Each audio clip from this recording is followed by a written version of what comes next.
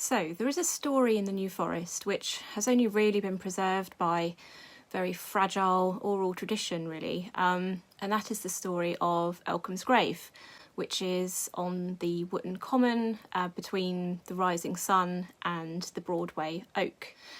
So it seems that the seed of this story has been interpreted in various different ways across the centuries, specifically relating it to certain parts of the landscape, which is quite common in folklore. Now, when we look at the modern map of the area, we find that Elkham's grave is marked by this large area of hillside, and that's between Wootton and Tiptoe, so near the Broadley inclosure. So up on that hillside there are a couple of barrows, and we know that those were historically referred to as graves. But we also know that in the 19th century the name was also given to a late Bronze Age round barrow. And now that stood much closer to the village, and this was actually excavated in 1939. Now this barrow was a massive 33 feet in diameter. And when they excavated it, within it they found fragments of pottery, together with cremation remains and human bones. However, this local oral story is quite different, which was only really known by the long-standing local residents, perpetuated sort of down the generations. And one version of the story was heard by a Tiptoe resident in the late 1990s during a conversation with quite an elderly resident there known as Queenie Etheridge. So the only thing for us to do then really was to go and investigate the story. And in front of that farmhouse is where they did the excavation of the burial mound. But this whole area was used during the Second World War for planting crops, and so any sign of the tumuli was pretty much erased, but there are still some lumps and bumps over there. So you've got all these lumps and bumps here. This could be anything because it's been moved around a lot. Second World War, a lot happened. But there's this very distinctive couple of little lumps there, which is the exact point where they said that the tumuli was. So this is where I asked Queenie about why this area is called Elkham's grave. And Queenie told me the story, which was that a man from Lyndhurst used to ride his horse every day across the forest from that direction. I don't even know if Lyndhurst is that direction, but that's what she told me, and that was the gesture she did. And that he'd ride it every day, and he'd ride down this track. And on this particular day, he stopped with his horse under a tree, dug his grave, and then he hung himself from the tree. But she did say it was up here to the side of the track.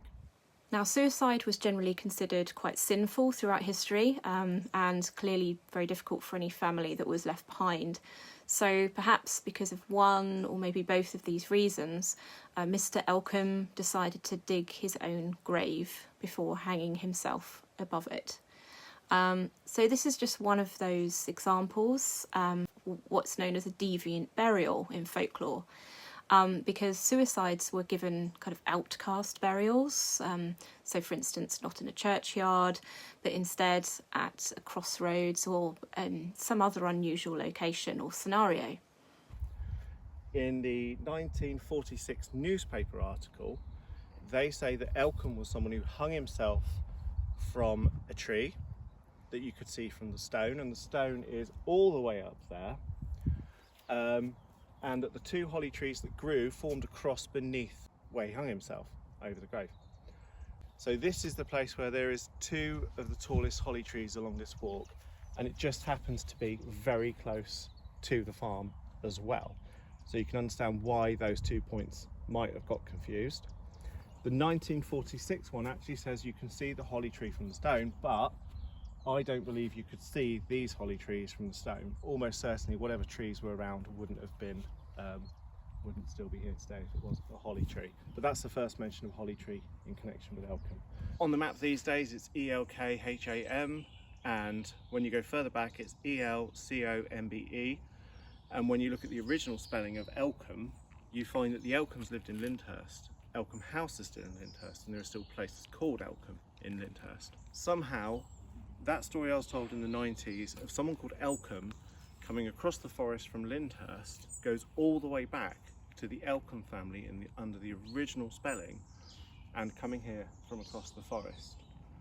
And yet in everything around Elkham's grave, when you look at what's in the 1946 article from the archaeological study, there's no mention of Elkhams from Lyndhurst, no mention of the original spelling. But the story that Queenie told me still retains that oral tradition of Elkham coming from Lyndhurst. So, standing stone, I hear you say. Unbeknown to most of those who pass through the village, Wootton has its own standing stone, which was originally a boundary marker, but also became associated with folklore, as many of these boundary markers do. And this stone is made of sarsen stone, which is the very same material that, for instance, the megaliths of Stonehenge were carved out of. The actual border of the forest goes all the way from Boundway Hill, and it follows the path, and it follows the path all the way up to the stone. Yes.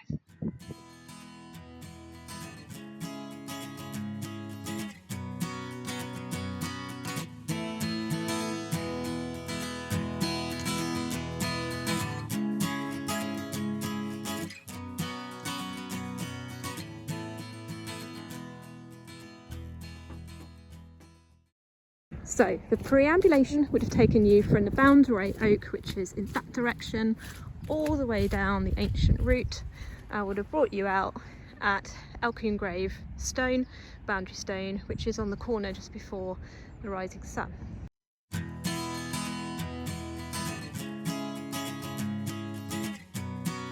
Tell me a bit more about that documentary you filmed.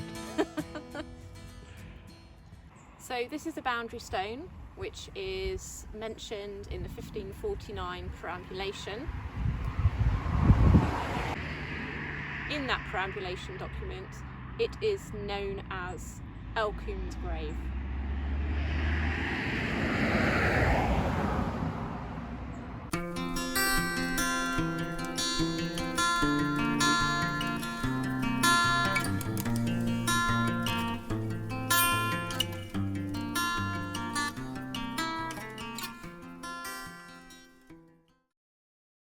There's a whole other mystery about all the other places that are named on that preambulation.